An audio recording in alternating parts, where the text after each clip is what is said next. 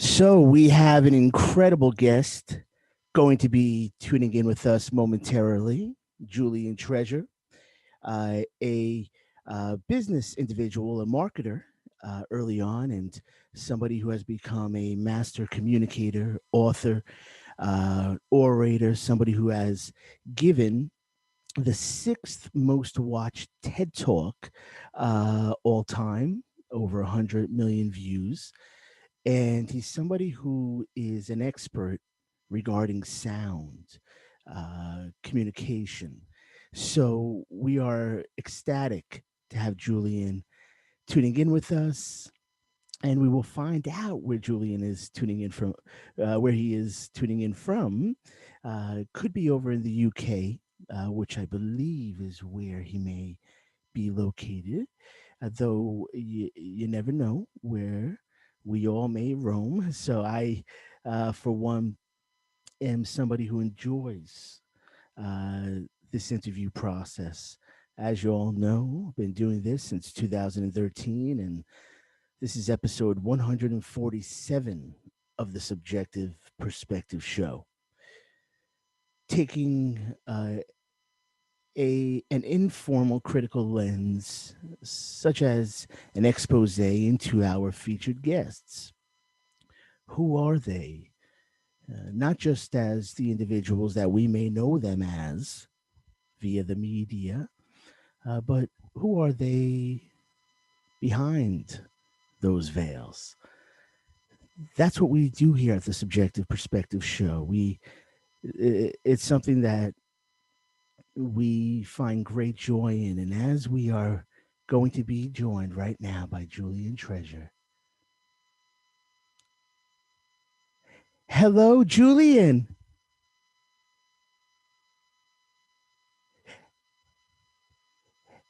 Hello, Julian. How are you? Can you hear me?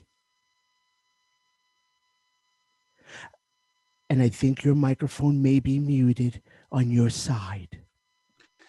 Just give me a moment. I'm just Yes. sorting out a couple of technical things. Thank you so much for sharing your time today, Julian. This is an absolute joy for us. Take your time, No please. No worries. rush. Okay.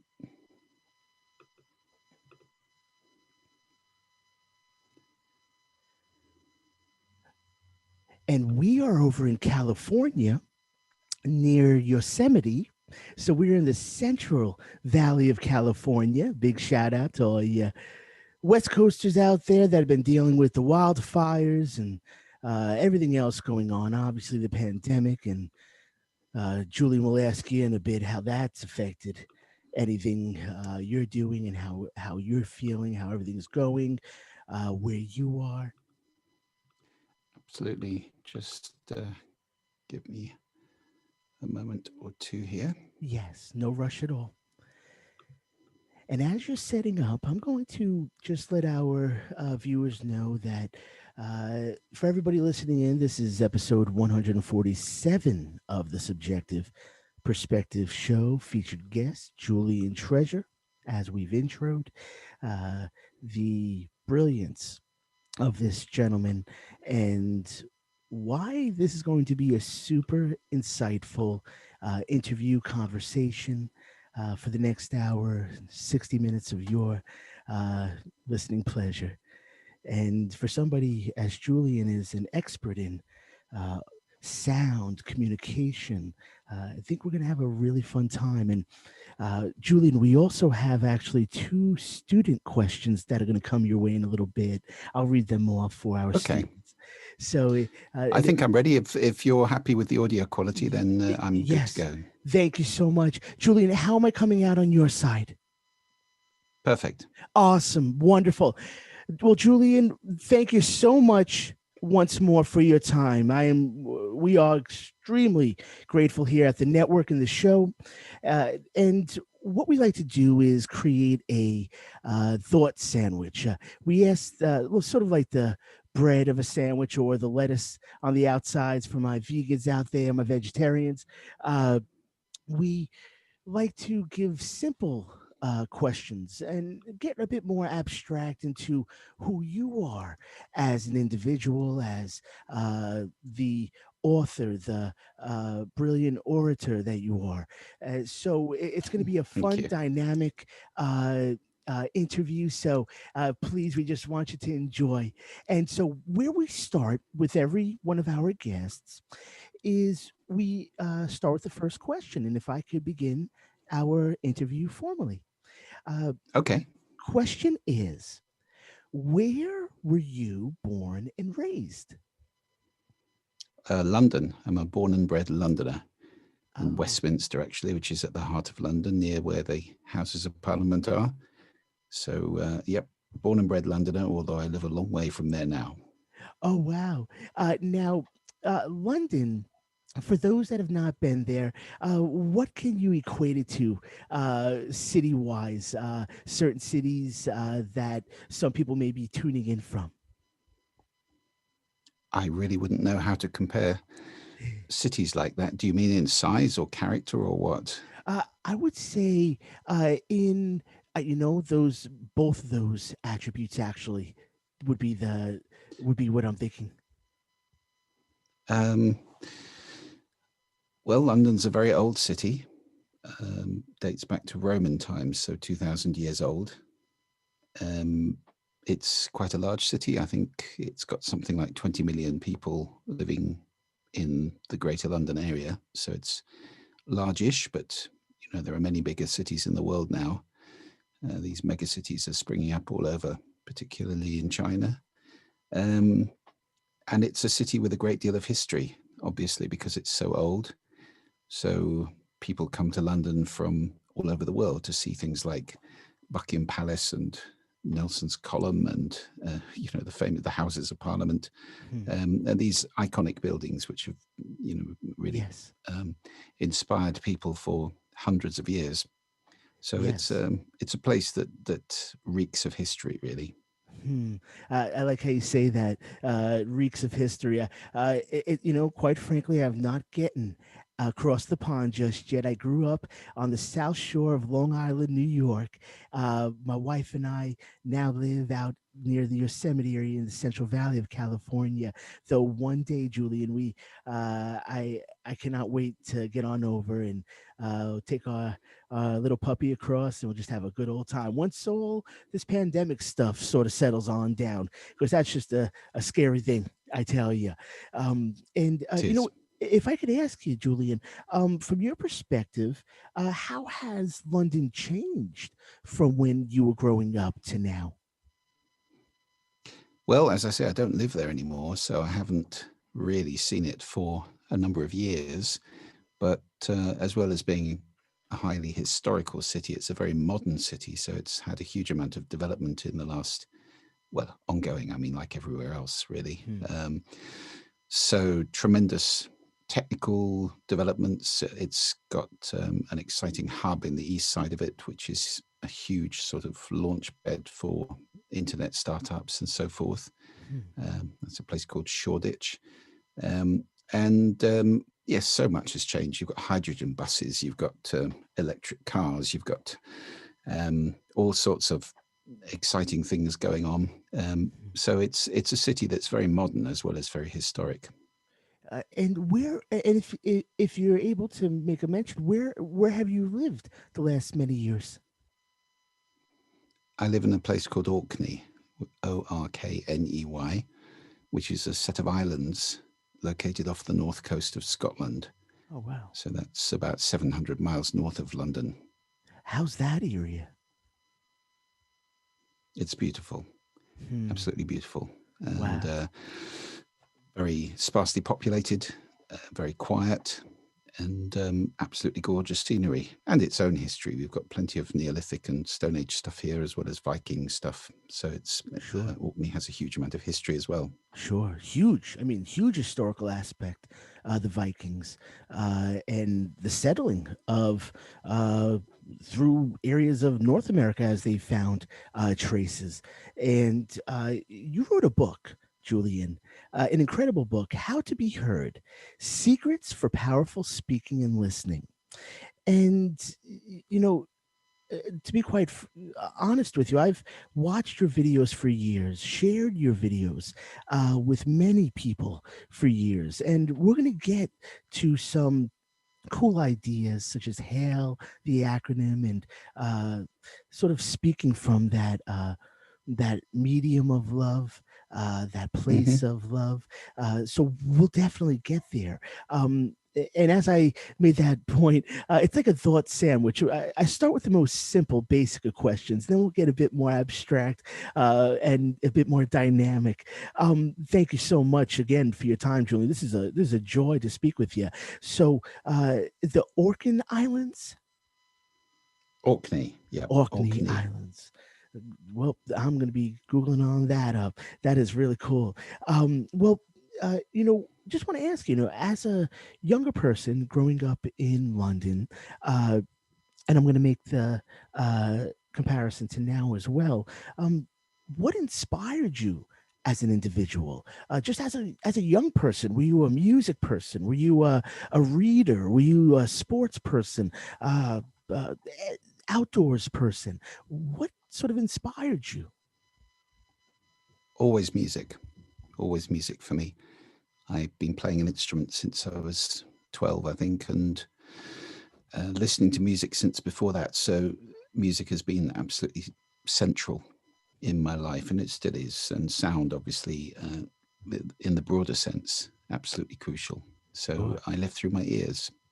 Yeah, I understand that greatly. If I could ask, what instruments? I'll put an S at the end because I'm sure you probably play more than one. But what instrument would you go to write a song, or what's your instrument of choice? Well, I can program using modern tools, and I play a bit of keyboard, but my main instrument is drums. Oh, yes. uh, Probably one of the most primal instruments when you could think back Mm. to early humans, right?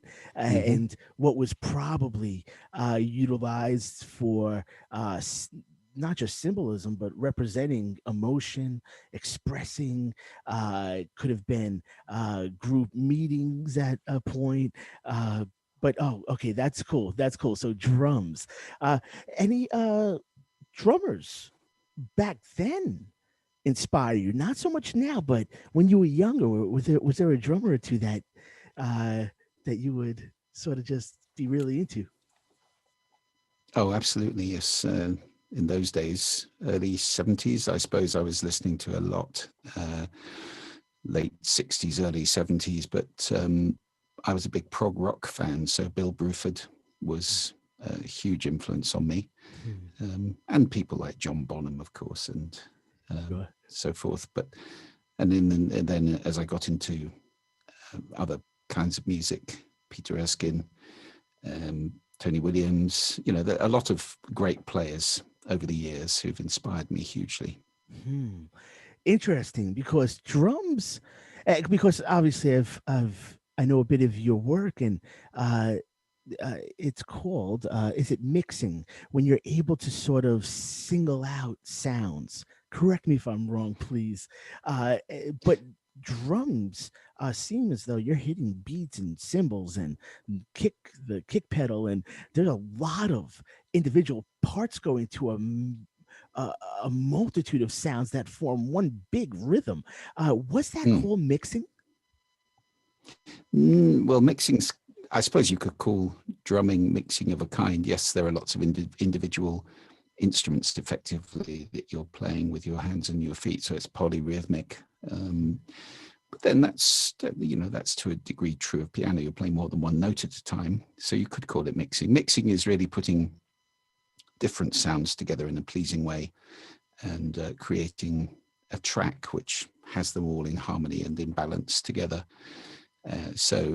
But I do think musicians tend to listen to the world in a different way to non-musicians. They tend to, because you have to, if you're playing in a band or an orchestra, you have to listen to lots of things happening at the same time and be taking them in and be conscious of them. You're paying attention. Yes. So it's an attentive, multi-track form Yes. of listening, which tends to live with you when you're not playing as well. So, I mean, I've always listened to the world like that.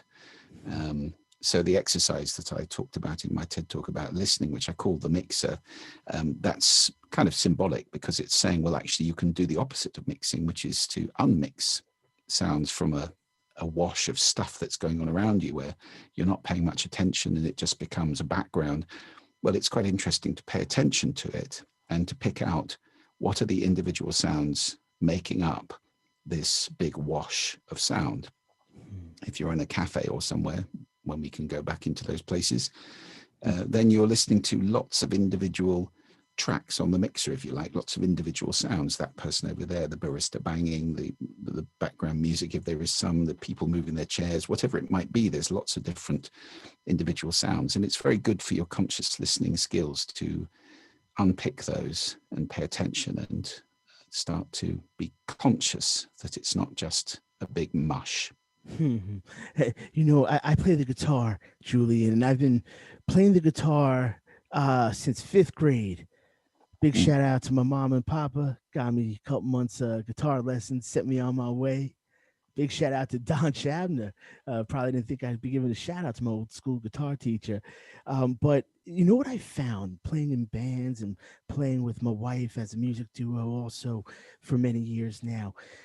It's that vibration, like as you're tying into all those instruments, to the vocals and so forth, all of those different parts become this this one consciousness. All of these separate consciousness is consciousnesses become one consciousness, and it's just absolutely it's transcending, as you would know. Absolutely brilliant stuff. Yes, I mean, when you're playing in a band and it's really chugging, you get everybody starts looking at each other with a goofy grin because you all know that something has happened and the band has become a thing, which is more than the sum of the parts. So you're all doing your bits, but the whole of it's taken on a life of its own. But it's like a sport team, it's the same thing. If a team's playing beautifully,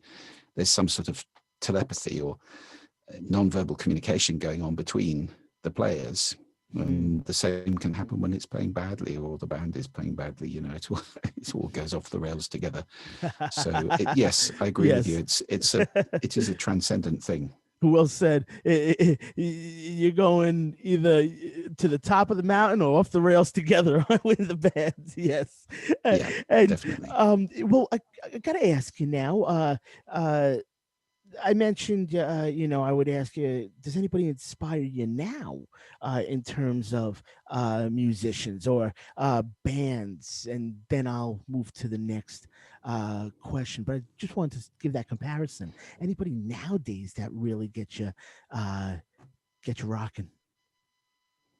Well, plenty of people, but at the moment I'm fascinated by a young English musician called Jacob Collier, who is a total genius. He plays every instrument brilliantly. So he's kind of like a modern day Mozart. He's unreasonably talented, writes brilliant songs, produces like nobody I've ever heard. He's so good that, Quincy Jones, when he came across him, signed him up immediately and said he's the most talented person he's ever seen. So, wow. I mean, that's quite high praise. Oh, yes. He is extraordinary, and it's worth checking out.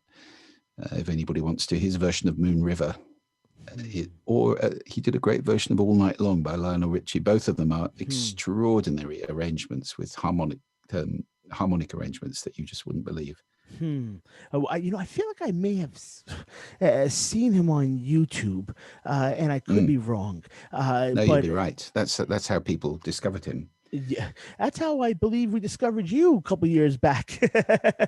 YouTube has an incredible way of reaching the world, and what I'm going to do is get into a bit of social media down the road. But I want to ask you, you were a marketer early on. And I want to just curious, what was your journey to becoming a marketer? Is it something you want to do in your early high school days or later in your 20s or so? What was the catalyst to you wanting to become a marketer? My father was an advertising guy. He was quite a big advertising guy in the UK, and So I think I had always had that around me, that concept of marketing, brands, the whole consciousness of that.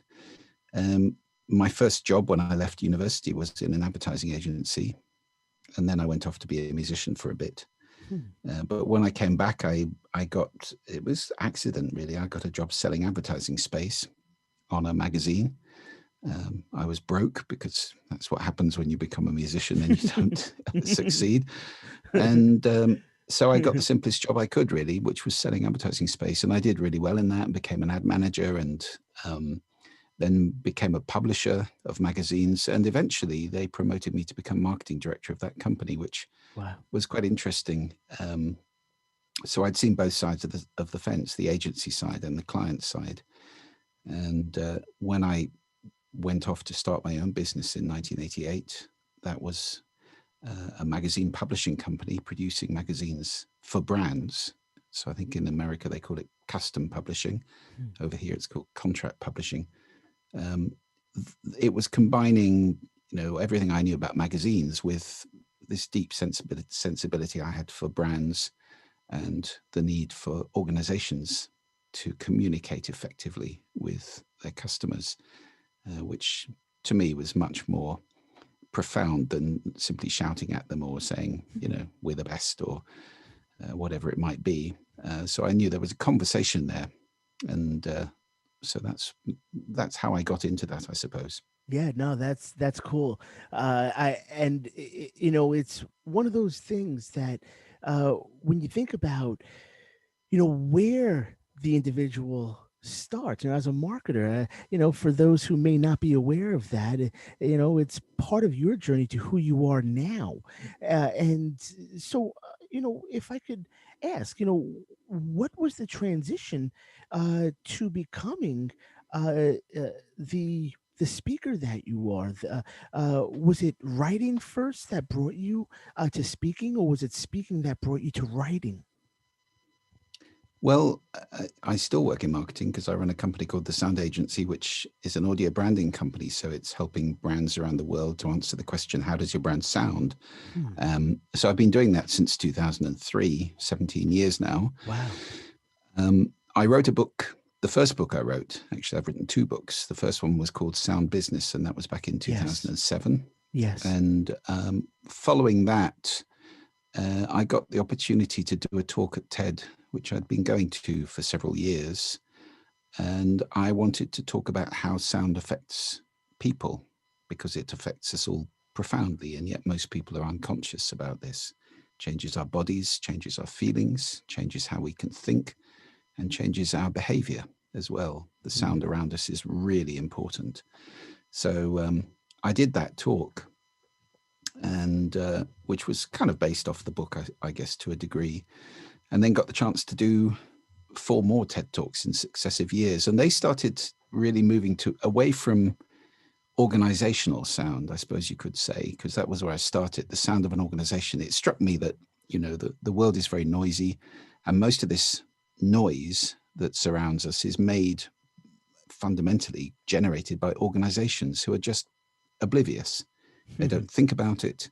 They think very carefully about how they look, their logo, their colors, the way they present themselves. They almost never in those days, back in 2003, 4, 5, most of them were not thinking about how they sound at all. So this is a kind of exhaust gas of the economy. It's just noise. Nobody designed it. It's accidental. It's unpleasant. It affects us negatively. And so it occurred to me there's a potential business here, that if good sound is good business and they're all making bad sound, that somebody needs to help them to stop shooting themselves in the foot. And that's how the sound agency came about. And then the TED Talks moved away from that kind of corporate sound, making and consuming sound as an organization, more into, I started thinking about how we do that as individuals, because ultimately an organization is just a group of individuals. It's a group of people. And the reason organizations don't think about the sound they make is because the people in them don't think about the sound they make. So Hmm. that's when I did that TED Talk about conscious listening. And Yes. then the fourth one was about designing for the ears and with the ears, designing spaces that sound good instead of just looking good, or as well as just looking good. And then the final one was about speaking and the power of speaking, which is the one that went completely ballistic. And I don't know, it's Huge. been seen by 50 million people or something now. I think it's the Yeah. fifth most watched TED Talk of all time, which is amazing. It is. And Julian, it's something that I'm sure you did not foresee back when you were Not at drumming all. and Not at all. open up the cupboards trying to find some tuna fish or something to munch on. I know, man. Hey, Julian, listen. So I got to ask you an interesting question. So technology has a steep incline. We are in a wild place with the world of technology and what the future will hold. Elon Musk is brought forth Neuralink. Are you familiar with Neuralink? No, I have a Tesla, but I'm not familiar with Neuralink. Okay, Neuralink is essentially this. Uh, I want to say, is it it's the not train I want to say it's when you bring the robotics together with the organic, and I forget exactly what the terminology is, but it's something that goes within your brain. It's, I Okay. believe, and I don't want anybody to please misquote me. Just go to Neuralink.com, everybody, or Google Neuralink. But essentially, it's the ability to resolve a lot of issues for people and to sort of bring people these super powers, let's say, where you would, and this, they were speaking when they were opening this and sharing this with the public. Elon Musk and his team, where they were speaking about this. It's on YouTube. Absolutely fascinating. So it's this meshing of the digital world, if I could say, with the organic world. And by, I'm not sure if it's implanting a chip or it's something that is, that functions within the individual. So an individual would actually be able to see, sort of like that movie Terminator, where they could just like see like a screen in front of them if that's what they chose to do, perhaps. I Mm-hmm. guess there's that capability they spoke of, or there would be that plausible capability. It could also resolve illnesses, Mm. things that. And I don't want to misspeak on it, but absolutely, I'll keep it as that generically. It has the ability, the potential to resolve illness. So things that are through neuroanatomy. Um, so what I'm curious about is, what do you think about that in the world of communication? Is this something that is fascinating? And feel free, if you have a computer by you, if you want to Google Neuralink and take a look. I'll do it on my side, actually, and I'll get a little more savvy to it. Or is this something that scares you, or maybe something someplace in the middle? Well, there is an interesting thing happening with technology, which is the move away from the domination of the eyes and the fingers. Since we invented email, which is now, 60 years ago or something like that, um, certainly 50 years ago, we've become obsessed with communication being done with our eyes and our fingers. So we look at screens, we type. And that has been going on through email, through instant messaging, through text, and various other platforms now for a long time. And it's elbowed aside speaking and listening to a good degree, but that's about to change Hmm. because billions and billions of dollars are being invested by all the usual suspects, Google, Apple, Amazon, and so forth, in speech recognition and voice synthesis. Hmm. And so what's happening is we are starting to be able to talk to devices and indeed to the internet and listen to its responses. So, for example, in America, the vast majority of homes, as I understand it, have now got smart speakers in them. Oh, If not the majority, then certainly millions and millions of them. yep. People are talking to Alexa, people are talking to Yep. Siri, people are doing Hey Google, and so forth. Um, so it's happening all over the place. And that's just the first wave. I mean, those things are relatively dumb.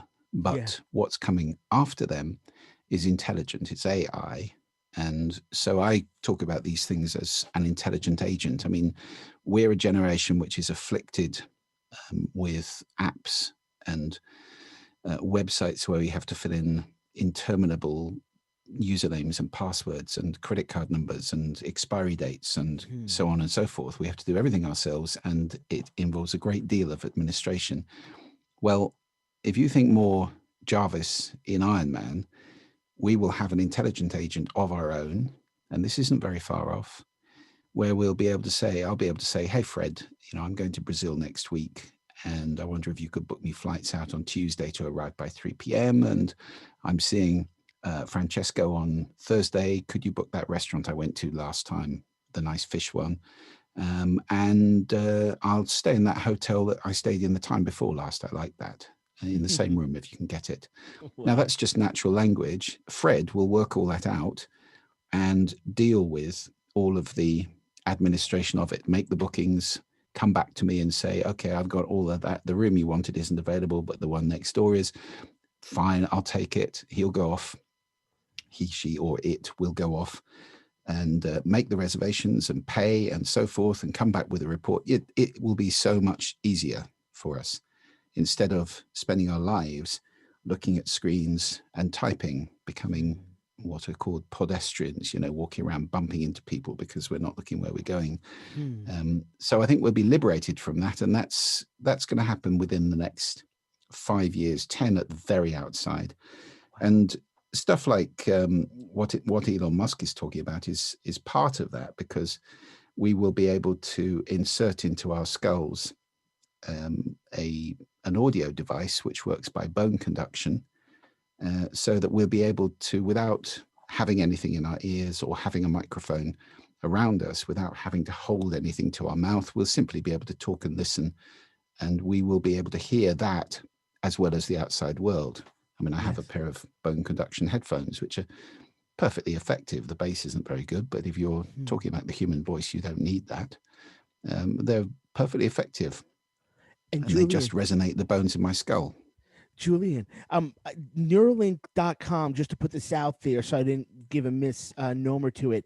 It says about us, this is the section says, so this is what it actually does. Neuralink is a team of exceptionally talented people. They make the point, creating brain interfaces that they build devices that will help people with paralysis, inventing new technologies that will expand abilities, the community, and the world. So things that can help people, that's a Mm, wonderful aspect. I think the fear is if there is a chip implanted into somebody, can that ever be utilized in a way that could be sort of a uh, thing that becomes a control mechanism?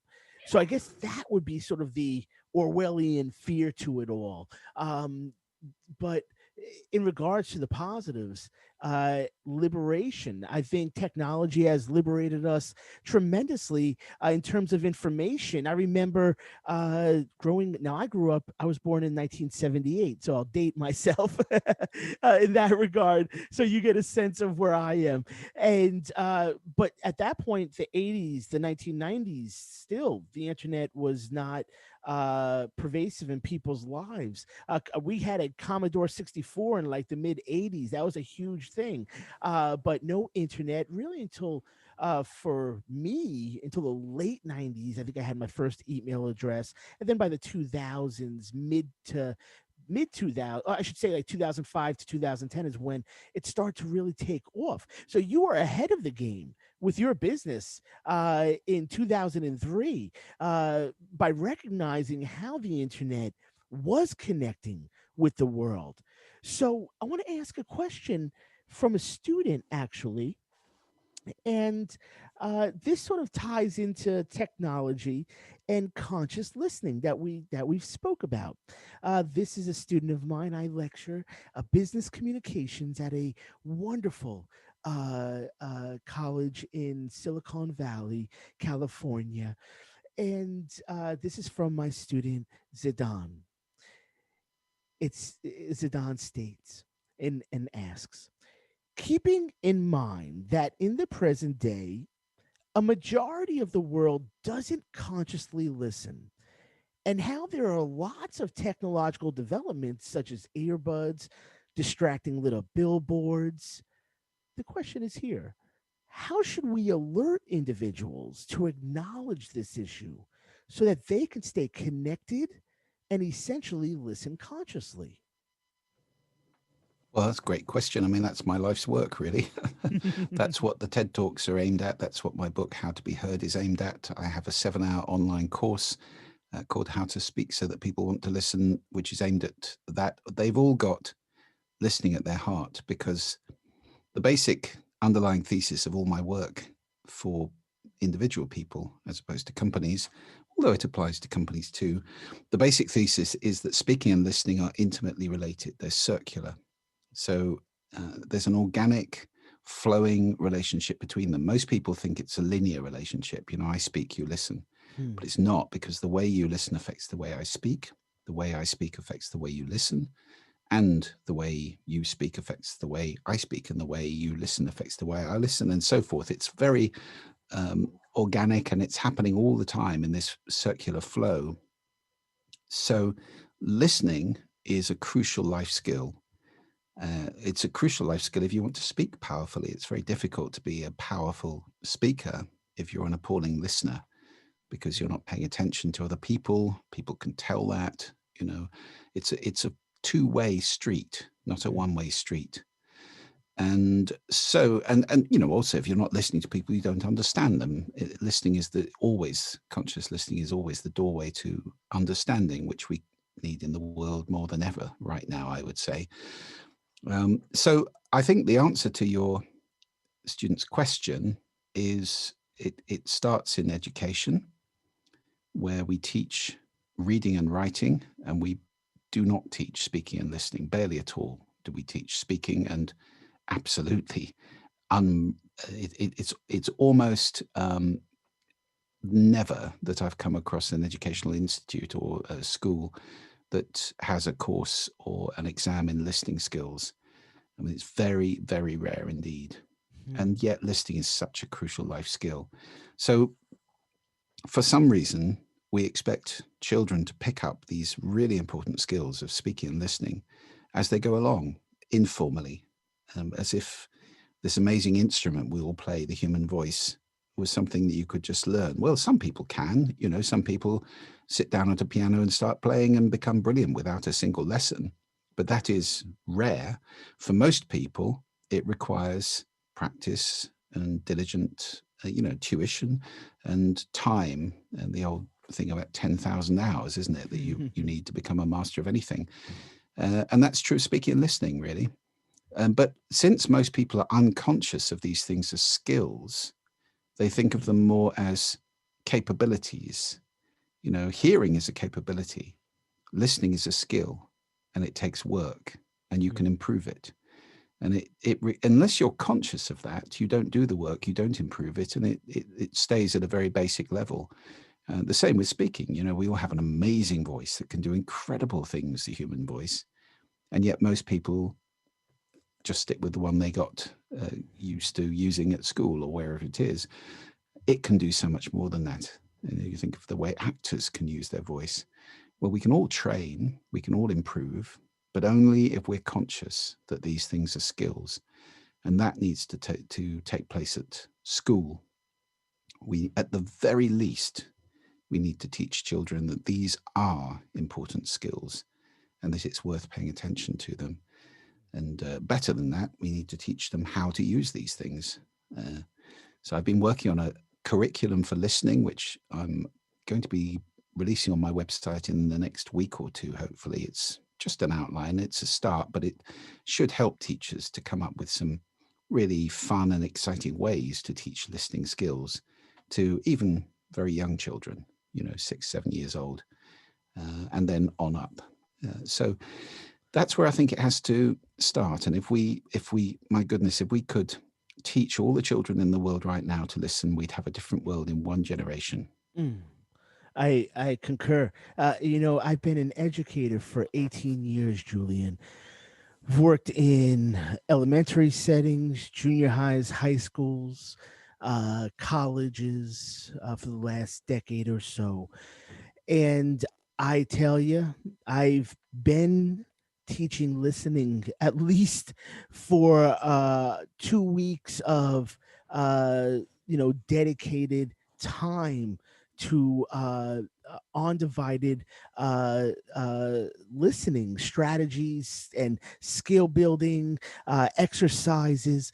So I think you'd be proud to know that although it may not be in that curriculum per se just yet, your work is something that educators like us uh, uh, promote. We know how important listening is Well, I'm to thrilled. I'm really goodness. thrilled to hear that, Nick. I am absolutely thrilled. That's wonderful because bridging the world and differences is all about listening to one another. And I Hmm. concur. Goodness gracious. I have one other question from a student who will be anonymous and sort of may take it in maybe not so other direction, dealing with languages. Question is it important to study languages other than your own? I would not have said necessarily so. I think if you want to improve your listening skills, then music is a good direction to go in. Consciously listening to music, and there's a lovely TED talk by Benjamin Zander where he talks about the difference between conscious listening to music and kind of unconscious, even to classical music. I say even because many people don't have a great relationship with that. And his basic thesis is that classical music is for everybody, and it's just people aren't listening to it in the right way, which is fascinating. It was a brilliant talk. I was in the room when he gave it. Hmm. Um, so I think listening to music is a great direction to go in if you want to improve your listening skills, consciously listening to music, not the way many people do.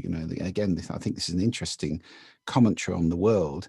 Once upon a time, we used to sit down and listen to an album. I mean, I was born a long time before you were, and by 1978, I was sitting in darkened rooms with an album, a vinyl album on my lap, reading the back avidly, listening on headphones. And you would put the record on the turntable and it would play through all the songs on one side, and then you would turn it over and play through all the songs on the other side. And that was Yeah. the way, we tended to listen to music. Well, now we listen to playlists, not really albums, it's Hmm. tracks. And even tracks are too long for a lot of people. Get bored, slap on another one. And it's so easy to do that with a flick of a finger. Yes. So the attention span seems to have got smaller, and music's role, as opposed to being something which we pay attention to as front and center and the main focus, it seems to be retreating into becoming a kind of background, a soundtrack to our lives as we walk around with headphones on or have it on in the background. I mean, I see people on trains or planes reading books with headphones on, listening to music. I can't do that. I can't do those two things at the same time. I do not have the ability, but I do recognize that younger people are splitting their attention. And they're now into having two or three screens and a conversation at the same time, Yes. and probably music on in the background as well, and so forth, 4 or 5 different streams. But I would contest that, or I would contend that the attention they're giving to each stream is very poor. It's being split so many ways that it's a shallow form of attention. And I think we lose something there if we get into the habit of paying shallow attention, because we do that then to other people. So, you're talking to me and I'll be tapping away on something. Are you listening? Yeah, I'm listening. No, you're not. I'm not actually. I'm sending a text, or I'm, Yeah. looking at a website, and your noise is going on in the background and I'm paying a bit of attention, but that's not listening. That's right. Scott Peck said, you cannot truly listen to another human being and do anything else at the same time. Hmm. And I think that's absolutely true. Mm. So, the gift, and this is a great gift, the gift of giving somebody 100% of your attention is becoming increasingly rare in the world. So, I think I've forgotten the original question now. No, Where it do was we that where was do we start wonderful. from? I love when it extrapolates to these brilliant avenues. It was about languages. Is it Oh, important to languages. study Yes, yeah, languages? And yeah, I would just add, language irrefutably in the world of business, knowing, being bilingual, trilingual, knowing more than one language, obviously is incredibly can be incredibly beneficial. It's a wonderful thing, and definitely. just in the terms of bridging cultural Yeah, understandings. So there's so many benefits. But you're making the point, Julian, that in the world of listening, it's not so much having to study languages that would bring about this skill set in just listening. Hmm. I believe. Yes, I was absolutely framing that in terms of listening. And there's no doubt languages are hugely valuable and help us to understand different cultures. And it just in and of itself, I think language is fascinating. Yes. I'm always fascinated by where words come from and the differences between different cultures. I write about this in my book that it's true there are dozens and dozens of words for snow among the native peoples of the far north, and in I think it's in Brazilian. There's a word for running your fingers through somebody's hair. It's one verb. Well, we don't have that in English, so there are lots of differences between the languages, which definitely create filters in our listening. And I talk about that in my TED talk about listening. So Yes. I think it is valuable to learn other languages and it's good for your brain plasticity, isn't it? It's good to Yes. do that as you get older to keep your brain active. It's good to understand other cultures, all of those things. Um, but I would say if you're interested in improving your listening skills, then music's a really good way to go. Play an instrument apart from listening. Very good Mm. for you in every way. Oh God, I couldn't agree more. And Julie, you mentioned Scott Peck. I remember the road less traveled. The first three words, I was hooked. I'm gonna What say the life is first two. difficult. Life is difficult, Yeah. and it just that was it. It brought me in, and Yeah. I want to ask you, sort of. I ask all of our guests, are you a spiritual or religious person, and does that at all tie into your work? I wouldn't say particularly religious. I'm not a great one for dogma.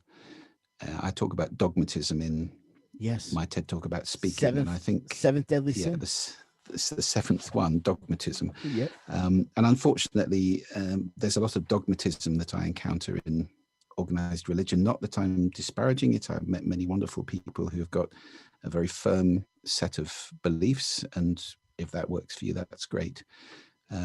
But spiritual, yes, very much so. Mm. Um, so I think I'm with possibly a majority of the people in the UK, according to the research, which is, believing in something, not quite knowing what it is because we don't know. I mean, to say I know would be my experience, and whether that's everybody else's experience, I don't know. Um, but I'm not into imposing my dogma on other people. But I do have a very strong spiritual life, and I believe very much in listening, as in meditating, listening to the inner voice, listening to the small, quiet voice that may come from time to time, whatever that is and wherever it comes from. I and sometimes it's that absence of sound, the silence that you speak of, that we have to find. And I always have to switch it as well. I ask this question to all of our guests, and take this as far as you'd like. It could be one word or a couple words.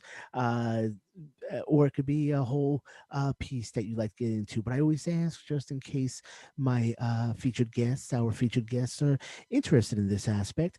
Are you a political person? And does that tie into any of your work? I'm not active politically. To be honest, I'm pretty much aghast at what's happening in the world at Hmm. the moment. The polarization, the demonization, the lying. Uh, Politics was once a thing where oratory mattered. Skill in expressing yourself was actually important, Hmm. and where there were unwritten rules about rigorous honesty. People would resign if their department made a mistake. Well, that's no longer the case. People hold on to their jobs, like grim death, and sack other people and blame other people. So, I talk in my TED talk about blame throwers. There's a lot of Yes. that going on Yes. in politics. And, I gave a talk some years ago, which I gave at both the Houses of Parliament in the UK and also in Athens, the cradle of democracy. And the talk was called The Sound of Democracy. And I was basically saying that listening is the sound of democracy, because listening is the doorway to understanding, and we need understanding in order to live in civilized disagreement, which is necessary in a democracy. If there's 51 of you and 49 of us, Yes. then we have to live under your rules. And there's no point getting angry about it or being violent, or, it's a slippery slope once you go down that depersonalization, demonization. At the bottom of that slope is the ISIS way, which is, if you disagree with me, I'll kill you. And that's not a world I want to live in. So I think it is crucial that we attempt to understand the people we don't agree with. Even if you have very different views from me, I can at least attempt to understand why you believe what you believe and have some compassion for that, as opposed to demonizing you and just hating you because you're different. Unfortunately, I think the internet has got a huge role to play in this, because we don't browse the internet. We go off and seek validation.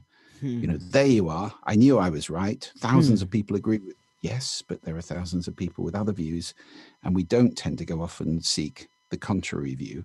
So it's not a process of synthesis and antithesis. Thesis, antithesis, and synthesis. It's a process of polarization, where we get more and more entrenched in more and more extreme views, unfortunately. I think Barack Obama once said, I like to listen to people, especially when I disagree with them. And there's not much of that going on now. We tend to listen to the people we agree with and get more and more into our bunker and start lobbing shells at people in the other bunker. So, that's what's happening all over the democratic world. I think democracy is under threat at the moment. I seriously do. So I'm a bit in despair about politics right now. I think it's not working very well. Understandable. Understandable, Somehow Julian. we need a new way. We need a new Yes. way. And you know what I tell you? I think education is the key. I think by listening, if people would listen, stop and listen to themselves.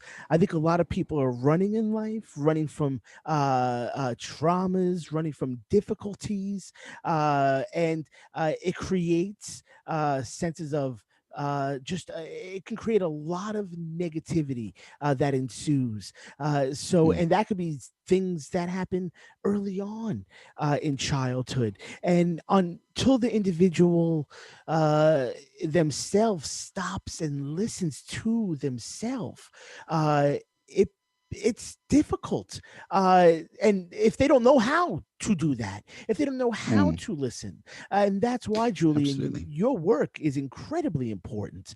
Now listen, I know we have about 9 minutes left, and I am pardon the pun. Okay, I said, okay, listen, apologize about that.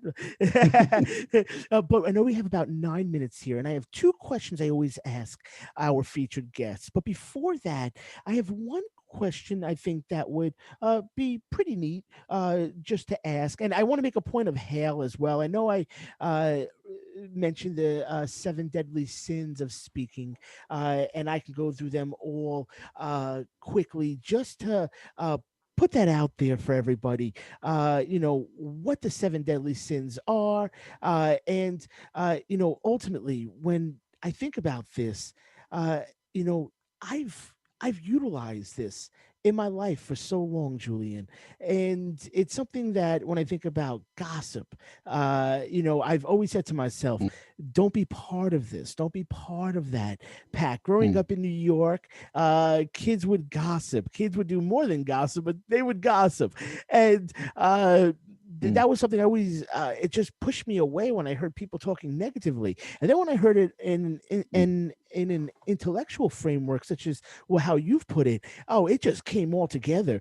Judging uh, don't judge people. It's hard to have a conversation with somebody that you know is judging them. I love how you put that in your TED talk. Negativity, Mm, and I know you spoke of this in your TED talk. All of these examples, so I won't go and reiterate each.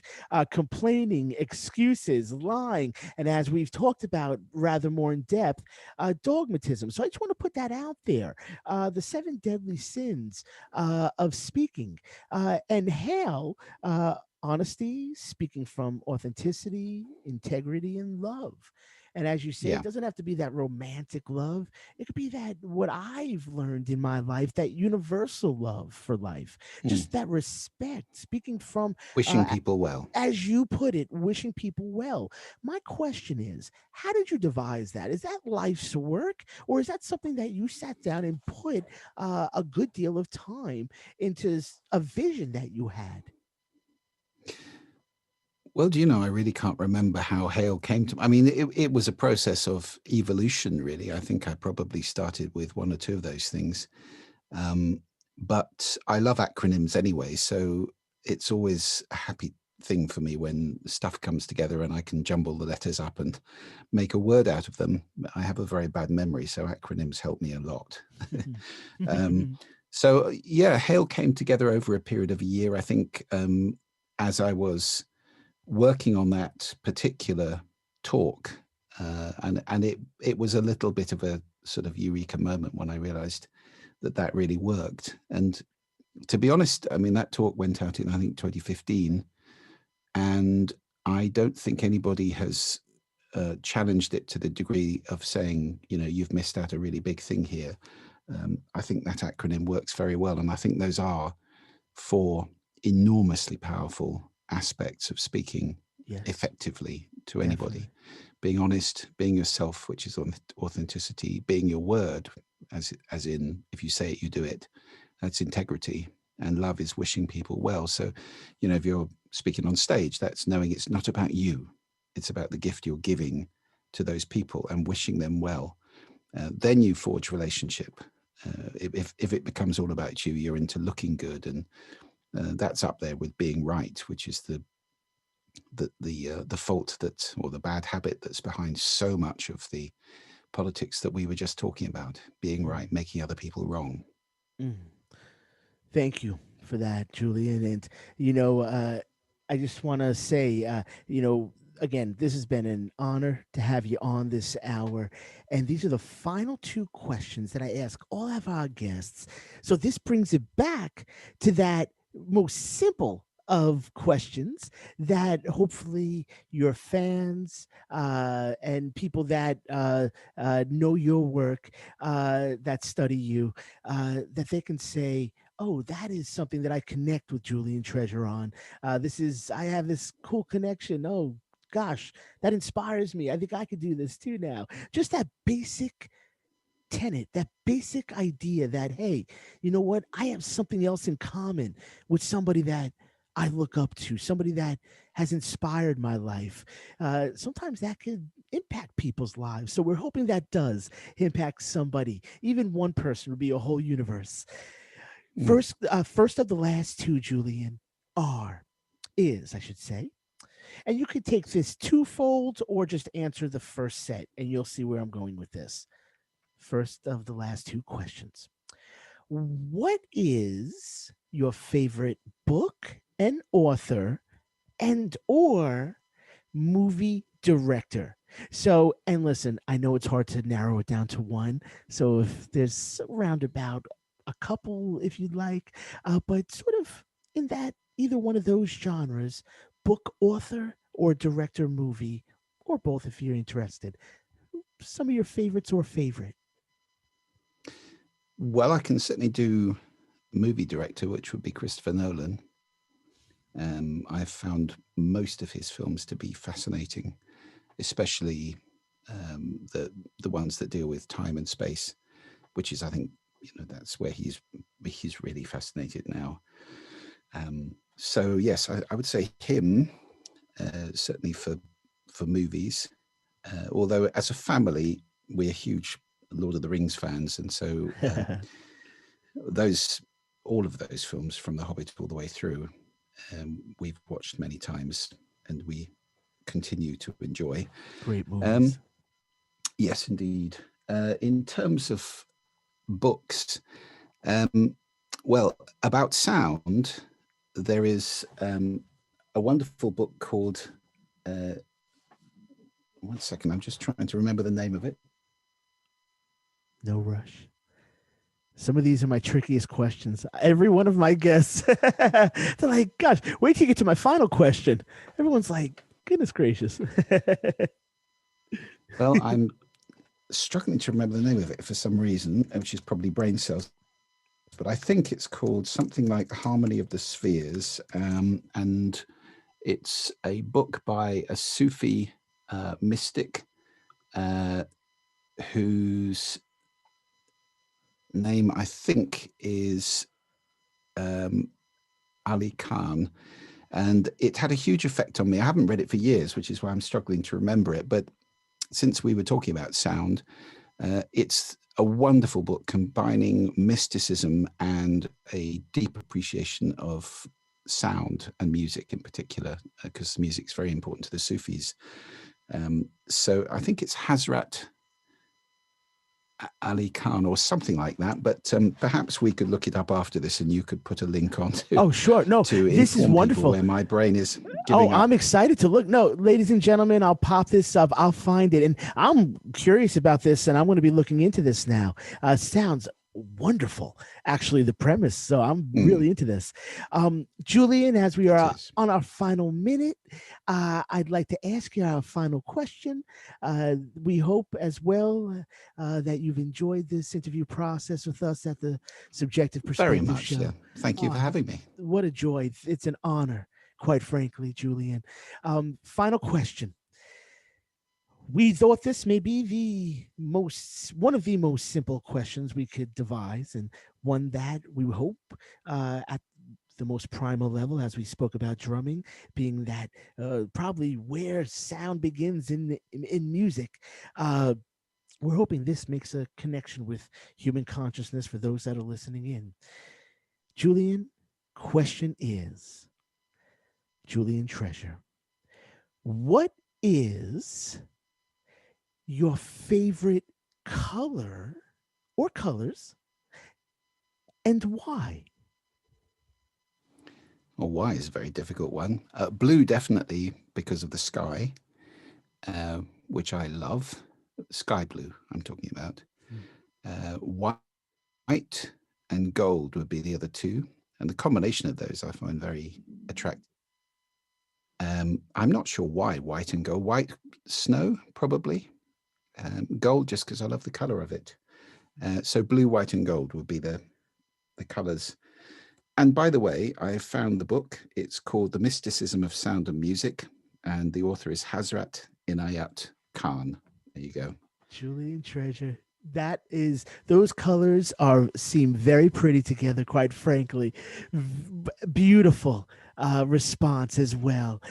Julian Treasure, episode 147, ladies and gentlemen, the Subjective Perspective Show.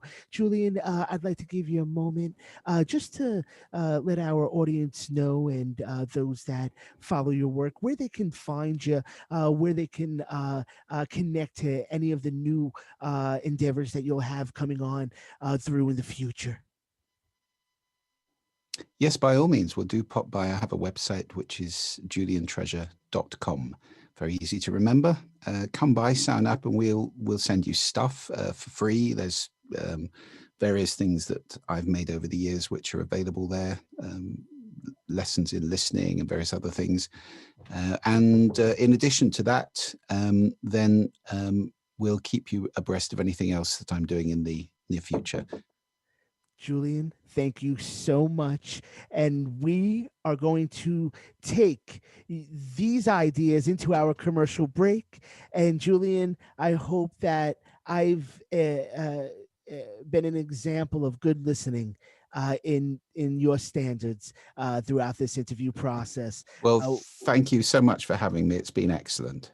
what a joy. Ladies and gentlemen, episode 147 of the Subjective Perspective Show, Julian Treasure, going into our musical break.